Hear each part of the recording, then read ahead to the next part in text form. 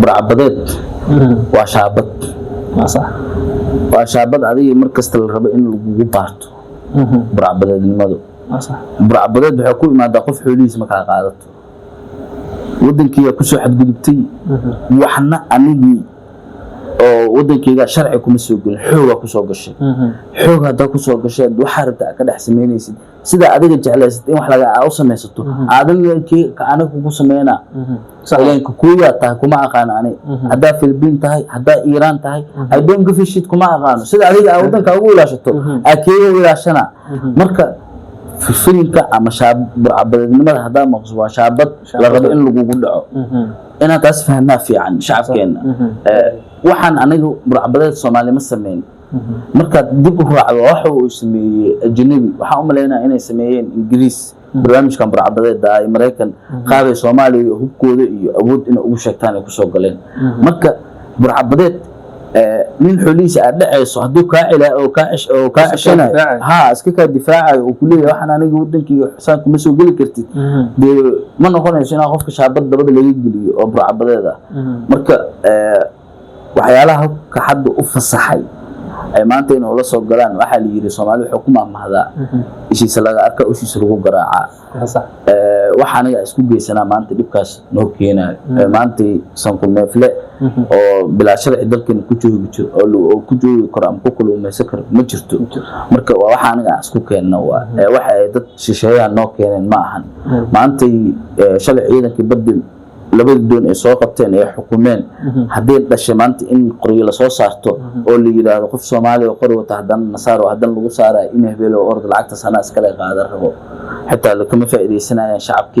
حتى هدي ليست la sameeyay laha sida hadda meelaha qaar ka jirto kale Jubbaland oo kale iyo Ceelhuur oo kale iyo Hobyo iyo Xajiro iyo Cilmacaan iyo Warshiq waxa jiro doomaha fulfooyin waa aragtay xarinta boqsiyada barafka saaran oo waa aragtay koon waxay u dhoofiyaan isheeg Yemen koon waxay u dhoofiyaan Kenya kalon qaradka indhaha macaan ku taho Soomaalida dhaxdeeda markay wax isku celinayaan waa aragtayo doonta xarinta kale hadda Captain Faisal oo kale doonta saaran oo kale oo Yemen ah oo xarinta waa aragtay kor waxa saaran caagada bulbulugo shidaal loogu qaadayo dadka tuulada jooga ama Ceelhuur joogo lacag yarna laga siinayo si hadoo ay kalluunka soo qabta haddana waa aragtay looga miisaamayo oo laga gadaayo marka taas waxa ku tusay dalka dhexdiisa inuu wax kasta ee Soomaali isku ogashahay laakiin shisheeye ma ku yimaado looma ogolaanayo shisheeyihii had meeshii la rabay sharciga inuu celiyo oo habraaci oo soo maro la yiraahdo maantay kalluunka rabto nooc uu yahay anaga ku shaqeynayno ku keenayno ka gadanayno ka canshuurayno adiga halkaas ka saarnaanay جريفة مجلس كرتي ولا أنا وحكي الأقادة كرين دولة ده حسابنا ما جرتو لكن ورجيني إن أنت ورجيني أنا ما ذكرتن تاسوا واحد وباهنا أنا جدا لكن سيكون ما كرتارته وإن هرت حسابنا ده أوجي ماذا صح ما أنت ما كافير شو مردبو دونها تاجن ما كيك إسماعيل دافو مردبو حود حيسا إيشيء كامبون راس كامبون يحود حيسا كسمايو وليبا مردبو حود وده هي جول جواي وده هي يو كويا مي وده هي وحى كابل إسكو هايان إذا كعان كأيو يقانا مردبو وكدا أو سماده بدن كده ويتقانا في كدا ويجران meesha si u dhowdahay ma dhabo doomaha taagan dadka ka shaqeeya kalluumaysatada ah waxa ku shaqeeyaanba marka si u fiiriso waa yuuba bahal yiraaho marka ayagaas xogaa marka la sheekaysato tiraahdo nimayahow bal ii warama doomaha si isku fahantaan kalluunku waa ka gadanayo kulliye waa sax waa ka gadataa laakiin aawo ki maamul ahaan muxuu daatada u geli waaye kalluunkan Soomaaliga uu soo qabanayo inuu taran yahay inuu soo taran yahay ma kala yaqaana iyo mid dabargo ma kala yaqaana maamulka xisaabin la control la ma jiro hadii waxa lagu leeyahay ii sheeg maamul wasaaradda nahay saanaan nahay waa controlna marka badana wali dayacad far badan ka jirto marka taas ay keenayso marka wax kasto maanta qaldamayo oo wasaaradda ka qaldamo ama maamul ka qaldamo waa taas marka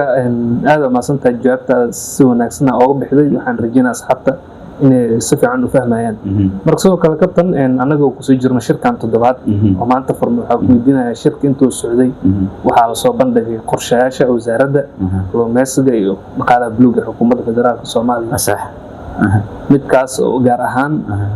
heshiiska ama badmaal ee loo kulantay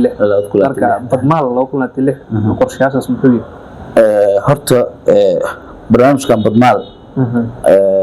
2016 bisha koowaad oo qorshuhu ahaa inuu soo baxo hadda abril in la soo bandhigo xogaa waxay ku tahay wasaaradda xitaa sharaf xumo ku tahay waa xal rabay inay soo hormariyaan adeega badmaal oo sanadka 2016 barnaamij loogu talagalo oo fiican u ahaa badmaal hadaa maqasho waa adigoo kale oo maqlay ii sheeg waa adoo investigareeya beeraha waa adoo investigareeya guryaha oo aad tiraahdo investmentiga waxaa ku jira guryaha oo kale inaan dhul gadato kala goof aad hadhow magacina u baxsatay aad tiraahdo hebel saan waa xitaa caanaha geelka waa aragtay kuwa soolis wax ku qorto marka Soomaal marka bad in la maalo badi in la maalo kalluunka la soo bixiyo la iibgeeyo waliba xitaa dalka kaliya uu saaheen xitaa shisheeyaha maarkino in la dhaho waa investment gareysan kartaan kalluunka waa naga qaadan kartaa oo niga iibsanaynaa barnaamijkan waa taa hadda ku sheegay kuleeyahay wuxuu ku soo aad xilli leyd ah dawladdan waxaa la rabay inay soo saarto 2026 xitaa 2025 bisha hadda xasuusato badmaal waxa suugeynay kabtan mahdo dib hadda ku celiyo xitaa waxaa suugeynay 2025 bisha 10aad iyo bisha 9aad waagaas inuu soo baxaa badmaal la rabay waa tii la dhahay 2026 la jaan qaada badmaal inuu hadda bisha abril maanta 16 ah inuu dawladda wasaaradda tiraahdo waa soo baxshay barnaamijku waa furay xogaa waxa u maleysaa oo fiican yahay barnaamijka waa barnaamij laga faa'iideysanayo laakiin xilliga saxda loo talgalay isku ma soo bixin leedo soo baxay mar hadda xukuumadda u dhiban tahay maanta 16 abril waa waxaa hartay 14 beri bala 15 beri isku dar ayada waxa laatay 9 maalmood dhimay 28 maalmood hartay marka xukuumad saasa in barnaamijka ay soo bandhigto wasaaradda kalluumeysiga ee kheyraadka buluuga wax sharaf ku ah anagana sharaf xumo noo ah waayo dadku waxaan nahay badaas ilaahay baray kaliya ana ma baran adigu ogtaa baratay waxa jira sidoo kale in maalmahan dambe ay bilaabeen jaamacadda ummadda waa aragtay jaamacadda city barnaamijka bilaawday brandiro barnaamijka bilaawday daar xugmo barnaamijka bilaawday iyo jaamacadda ummadda hadda qorsheynaysa in ayadana bilaawdo dhinacaas badda oo ay nagu soo biiraan inkastoo hadda ayaga xitaa markii waxyaalaha qaar la fiiriyo xitaa wasaaradda iyo jaamacadda iyo ardada qaar waa aragtay xoogaa fikirada heestaan iyo meelay wax geeyaan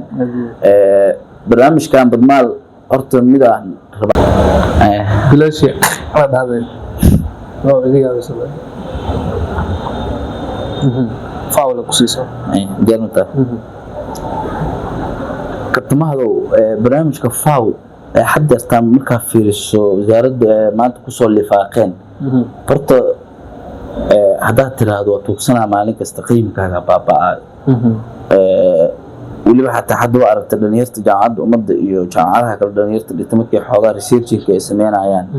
waa aragtay waxay ku weydiinayaan yaa maalgeliyo ku leeyihiin kalluumeysatadii oo wuxuu ayaga gato shaqadooda wato markuu qof arday maanta wax baranayo oo laga soo dhaadhiciye hay'ad ama NGO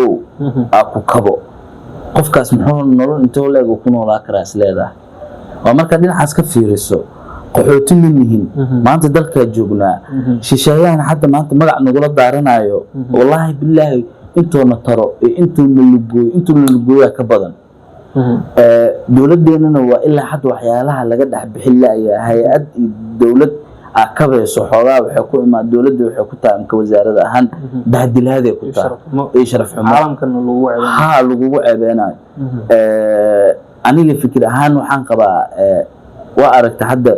dekada iyo elaboorka lacagta culeysaa la saaraa haddeertan xitaa si kale kabtamada dax ugu sheego lacagta shilin Soomaaliga hadda maalmahan taagan waa aragtay gudoomiye Mugabe inuu yiri saasa sameeyna lacagta wala soo celinaa wuxuu saas u sameeynayana haddii la dhihi lahaa hay-ad kale a imaanayso lacagahan saan ii sameynayso maxay noqon lahayd fikir noocee laga qaadan lahaa laba is aamini lahayd ma jirto hadda maamulka Puntland lacagta shilin Soomaaliga way ka guureen elektarooniga u guura xaalada jir awgood ma fahanto marka haddii maalin kasta adiga marka wasaaradda la yiraahdo maalin kasta hay-addi faw horta wasaaradda iyo hay-ad faw meel iska soo galaan ma leh laakiin waxa ceeb nagu ah oo haddana sanduulo nagu ah maanta dadaa ku faraxsan oo weli wasaaradda joogo ama wasiirka ha aado ama agaasimaha guud ha aado ama wasiirka xogeenka ha aado maanta in la yiraahdo fawa garab ka noqoto wasaaradda kalluumeysiga bahdila u arkaa waxaan rajeyn doonaa insha Allah Soomaaliya waxaan rabaa inaad mid ila fahantaan anaga shisheeye intuu waxna siiyo intuu wax naga qaataa badan maantay shalay toole Maxamed Siyaad Barre markuu arinta shidaalka ka hadlayay wuxuu dhahay 70% iyo 60% ana iska leh adinka 20% aan ogola 30% leen ogola 100% waa tii isku mari waayo oo lagu kala tagay dawladdiina burburtay Mareykan oo maanta jiro wuxuu taagan yahay tii shalay Maxamed Siyaad Barre aan ka diidaa rabaa in aan qaato marka dawladda Turkiga oo meeday ahayd amaanta qaadatay oo leedahay inta ugu horeysa lafiga ka soo ceshana inta dambana waxa yartaan iga qod waxa yartaan isiya ama 60% ama 20% ama 10% xitaa isiya wanugula isha wanugula tacaamula wax kastana waa niyo ogolaa dadaha maanta soo baxay saasoo kale kadalika wasaaradda istaayada markay dawladdu waxay awood u leedahay inay iskeeda isku istaagto waa sax mid way jirtaa oo ah dhinaca kale marka ka fiiriso dhinaca maanta dakhliga dawladda soo galo ama canshuuraha ka soo galo ama wax kale ka soo galo ama wax si kale ka soo galo waa sax dalka inuu chapter 7 uu ku jiro waa wax macquul ah laakiin ka wasaaradda ahaan waxa la rabay in halkaasi xoogaa ay tiraado aniga fargelin hay'aded muhiim noo ma aha man rabno qoos hay'adda 15 doon iyo 20 doon amaga wasaaradda loo bahdilaya waxa leeyahay shirkad maanta hay'adda FAO 20 qofood waxay sameysay 4 doon min ayada dhan joogtay $800 oo aaga am $700 oo jooga aaga doonta qolofka fiberboardka motorka waa aragtay aduu badan ama ma diibaan 40 le waxay diibaan 30 le iyo 25 iyo 15 le waana ii sheeg motor asiga aan ka badnayn 2500 waxa dhamarka isku tagan waa $3,000 hal doon marka la yiraahdo maanta fawa sameeyay barnaamijkan magaca wasaaradda dhan ee dalka ahayd oo lagu lifaaqo lagu bahdilo qiim nooc yeelan karnaa marka anaga waa sharaxmo waa inta lagu sinayna inta ay ka faa'iideynaa badan waxa sharci ku haystaanba hadda xataa wadamada kale caalamka waxay leeyihiin anaga hadda fauna Soomaaliya san ka wadana saanana nahay dawladda in maanta dalka xaalad kale uu ku jiro burbur oo hadda ka soo qabanayo waa sax waa wax la wada ogol yahay waa wax xaalad ay jirto waa oo hadda wadanka uu ka soo baxayo xaalad burbur ah marka laakiin waxa la rabay magaca wasaaradda ah iyo magaca hay'ad xoogaa isma galaan waxa la rabo hay'adda FAO meel ay ku haboon tahay jirto in la geeyo mudan tahay magaca wasaaradda in lagu lifaaqo ma mudno marka kabtamahado waxaan rajeyn doonaa insha Allah hadii xukuumadda ay sii joogto ama xukuumadda dambe ay imaado in laga fogeeyo wasaaradda hay'adda kabto waxa jeclaan lahaa magaca wasaaradda iyo magaca hay'ad in la kala ilaaliyo wax isqaata ma ahan laakiin sumcadda sharafta dalka xataa iyo anaga wadan dhanaan nahay say magaca wasaaradeed iyo hay'ad u kabi kartaa ma isgalaan iskuma taligelin waa sax marka hadii hay'ad lagu daray xamar hay'ad oo ka shaqeysa arrimaha badda waa sax hadii aalad macquul ah waa sax laakiin FAO Food Agricultural Organization waxa loo talagalay markii badana dhacaan abaar noocaha loo talagalay laakiin kuleen in lagu lifaaqo hadda fiiri waxay keenayaan dalka lagu sameeyaa raga qandaraasyo ku qaato oo ku dhahay FAO ka soconaa intaana maanta rabnaa ayaga dalkooda bahdil u horseedayo oo furoohi dalkooda lagu burburin lahaa ayaga furoohi noqonayo lagu furaayo marka kabtamahada waxa rabaa inaan ku soo gaabsado shisheeyaha intuu na taray intuu asiga maanta si intuu na taray intuu asiga aan tarno asiga inta tarnaa badan marka waxaa rajeyn doonaa in dawladda ay ku baraarugto hay'adahan iyo magacyada wasaaradaha la isiina in la kala daayo waxaan isku qalmin yaa la isku qaadin wax isku qalmaha la isku qaado marka intaas kabtan su'aashaas ku soo gabagabeynaya aad iyo aad waxaan ku keenay badmaal in asxaabay marka la hadiya wax yar idin sifaafayo waxa ku fahmaysin muruqiina maala markaas aan ajis muruqiina maalo asxaabiyad marka badda hala maalo beeraha soo kale hala maalo iyo guud ahaan kheyraadka dalku leeyahay marka kabtan waxa ku weydiinaa waxa joognaa gabagabada barnaamijkeena sidee si wanaagsan looga faa'iideysan karaa wax soo saarka kalluumaysiga waa su'aal aad cajiib u ah waa in la helaa isku tiirsanaansho dhab ah isla xisaabtan waa in la helaa waa in la helaa dad dalkooda waxa ay ka soo saarayaan yaqaano la baro la fahansiiyo qaabka loo kalluumaysto waa saddexe waa in la helaa dad wixii haddii la keeno dad dalku joogo ama ganacsato ha ahaato ama dawlado shisheeyo markaas xataa laga gadaa ha ahaadaan waa in dadka looga faa'iideeyaa faa'iidada hadhow dadka lagu soo celiyaa hoos qofka kalluumaysatada ah waa ninka ugu riskiiska badan qaato qofka maanta markuu doon leeyahay waa aragtay kabtamahadow badda markii la aad maanta ibra laga keenaa waa aragtay 50-50 waa maray kuu diiday maantay kuu diiday beriye kuu diiday saa dambe kuu diiday saakuunay kuu diiday maalinta shanaada laga yaaba inta 4 maalmood ku soo diiday inay ku siiso waa in marka dawladda ee markasta kabtaa kalluumaysatada fiicanna la siiyo qalabka xitaa ayaga gadanayo laakiin qalabka in dalka la keeno maanta dawladda ma awoodo qalab inay keento dhaal qof kasto Soomaaliya oo xeeb jooga kalluumaysatada oo rabo aan siinaa ma jirto dawlad beeso mana lihin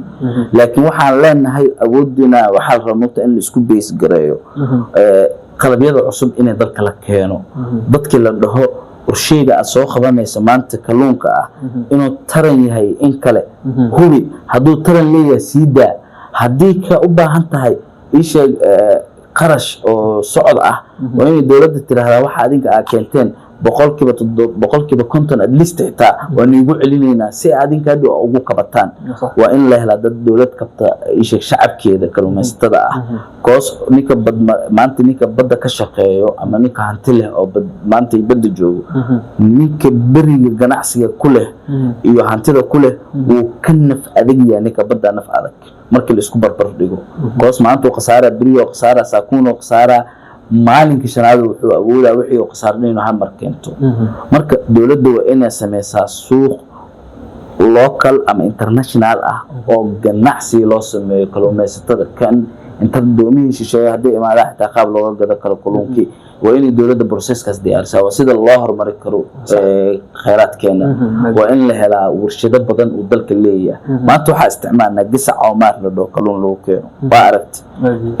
waxaa la gadaa kiisa weyn $1 iyo barmiya marka kan yarkana waxaa la gadaa 75 senta u maleena marka kabtamahadow waa aragta hadda dalku waxaa la rabaa in warshado la keeno warshadii kalluunka waagi maxamed said barlaas qoriya jirtay warshado badan oo dalku wuxuu lahaa kalluunka waa la dhoofi jiray waa la iibkii jiray maanta hilaal waxa la dhaho iyo xilwo iyo oomaar kalluun dhaha lagu keenaa kii dalka hadda Soomaaliland waxaa ka jiro kalluun dalka lagu soo saaro horta way leedahay hadda barina warshad waxa ku jirta kalluun ayadana warshad soo saarto waa wax barayfada ah ee dad leeyihiin ma aha wax dawlad maanta la rabo ama dawlad ay maamusho ma ahan dawladda waa inay keentaa sida lagu horumarin lahaa waa inay warshada keento ilaa kalluunka markuu soo baxo waa aragta kalluunka maalinuu badan yahay maalina waa yar yahay maalinkuu badan yahay waa in la helaa warshad la geeyo oo la warshadeeyo ama la keediyo horta qarash maanta 24 saac lagu garab istaago kalluumaysatada dawladda haysan ma lihin ma jirto laakiin dawladda waxay noo sameyn kartaa si adlisti warshado yar yar ama warshado kalluunka soo saaro waayo kalluunka maanta markaad uu badan yahay wuxuu noqonaa in toos loo geeyo warshada la farsameeyo asoo sacadaysan hadii dib loo isticmaalo ama dalka lagu isticmaalo ama dibadda loo suuq geeyo waa wax noo keedsamay keed wax la dhahaa waa maanta kalluumadan aan soo dhoofsano waa keed dal uu leeyahay oo ka batay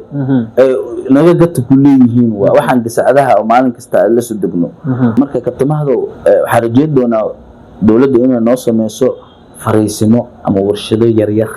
oo kalluunkeena adlista xitaa haddii aan dhoofi kari weyno anaga keed hanoo noqdo hadduu 3 sano jiro ama 2 sano hadduu jiro ama 3 sano ka bacdi ha dhaco ma xumo laakiin adlista intaas waa u baahannahay keed marka dowladdu mar kasta waxaa uga baahannahay inay sameyso warshado yar yar saa waxaan u gasacadaysano caalamka caanaha la gasacadeeyaa iska daa macadalaha kalluunka Soomaaliya marka ilaa hadda kalluunkeena aan gasacadaysan karin marka warshadaha hadda kalluunka maanta ka howlgala ama berberahaadaan ama bari ha ahaadaan oo Puntland xaggeeda ka dhisan waxaan ka leeyahay waa mahadsantiin shaqo waxa haysiin ku daysho mudan adinkaan rajayna gali ina maanta anaga badda baranno ina maanta badda saan heerka aan ka taagannahay adinkaan soo gaarsiyo koos inda doon noqoteen dalkii waxa sameysay ina investment gareysaan oo aad dahdaan ii sheeg waxaan rabnaa dalkeena waxa ka soo baxay ina caalamka u iibino waliba adinkoo wadamada shisheeye qaarkood xitaa Soomaaliya leeyahay raxan wax sameeysan waa filter ma ahan kula dagaalantaan in quality leeyahay wax adinkan iga soo baxo meeshaan aan leeyahay ma santiin shaqada halkaas ka sii wadaan 100% sii laga jibaara insha Allah waxaan rabaa barnaamijkii su'aashaada waxay ahayd sida loo horumari karo waana saaxada ku sheegay aad iyo aad sigaar waliba wasaaradda kalluumaysiga iyo kheyraadka buluuga qolada waaxda qorsheynta qalabkan adinkoo sigaar ah idinku socdaa macnaha qorsheyn hala sameeyo kalluunka markuu badan yahay in la keediyo marka halkaas uu gudbaa su'aasha ugu dambeysay ee barnaamijkeena kabtan kulankan oo ama shirkan ay maanta furmay uu yahay shirka toddobaad ma noqon doona ama ma dhici karaa shirka ugu qatarsanaa oo ay wada farxeen bulshooyinka Soomaaliyeed iyo kalluumaysatada Soomaaliyeed ka wada duwan ama waa wax iskariya horta kabtamahadu horta haddii dhinac laga fiiriyo oo sida saxda ah la rabo oo shirkan loo qabtay hadaa ka hadalno waa waxa naga dhan wada anfacayo haddii waa la isku imaaday igu sawira ka dhacda haduu noqdana inta barnaamijka badmaal halkaas uu ku burburaya dawladdan way ku fashilmaysaa ka wasaaradda ahaan wasaaradda ku fashilmaysaa waxaan noqon doontaa wax taariikhda madow noo galo oo la record gareeyo wasaaradii ku dhawaaqda badmaal oo xataa maanta badana shidaalka laga qodayo oo hadeertan جربي وحدي وجو إيش ماشي لو قلت لك له وشلال صار سهرة برنامج كبدمال أو مسهرة جدا قرن كصومالية إن ده هو هدي فلوسه وواحد طريق ذنوب كلام مدو طريق ذنوب لح شركة لا تنوكوري كلهم وحصلنا ويوضع بابا يعني كنا بابئنا وايو برنامج كبدمال wuxuu kala weyn yahay wuxuu muhiimad gaar u leeyahay shacabka Soomaaliyeed anaga aan ka mid nahay dhamaanteena dalku faa'iido u yahay barnaamijka badmaal hadii sida la rabay loo sameeyo oo jidkiisa la raaco adlista xitaa 50 xitaa hal lixsadaan hal dhawayn Maxamed Suuqeed hadii laakiin 50 kale waa si sax loo jadwalkiisa loo raaco tabelkiisa loo hagaajiyo waxa u maleynaa Soomaali inay horumar fiican ka sameeyay doonto anaga xataa horumar aan ka sameeyay doono waxaan halkan fariin uga dirayaa wasaaradda kalluumaysiga waliba qaybteeda qorsheynta waxaan sameeysan wax la yiraahdo plan A iyo plan B iyo plan C barnaamijkan badmaal waa plan weyn oo u baahan asiga dhan in 1 2 3 4 5 la yiraahdo waliba waxaan insha Allah isla qaadaan dhigan doonaa kabtamahadu maanta shirkan furmay ilaa biro soconaya biri inkastoo jumcada taa laga yaabo sabti inuu hadana dib u dhaco oo la isku yimaado sabtiga maadaama maalinta jumcada dadka ay imaan insha Allah maalinka sabtiga wixii ka soo baxo badmaal insha Allah inta ku falanqeyn doona wixii aan ka fahanay iyo habsoo saarkii wasaaradda oo jidkii ugu tala gashay iyo barnaamijka lagu dhawaaqay iyo go'aanada ka soo baxay meeshaasaa ka ogaan doonaa inuu anaguna waxtar noo yahay ama inuu asigana igu sawir uu noqdo waxay soo bixi doontaa shirka markuu dhamaado labada maalmood socon doono waa kaas intaasaan aniga su'aasheeda uga baxay si dadku u fahmaan kartan insha Allah waliba fariimahan waxaa si gaar ah barnaamijkan oo kusaya wasiirka wasaaradda iyo agaasimaha guud ee shirkan daafuray mudane Cabdi marka insha Allah muuqaalkeena maanta ama galabtana halkaas uu iga waxaa leenahay kulanti dambe oo xiiso leh dhammaan bye bye.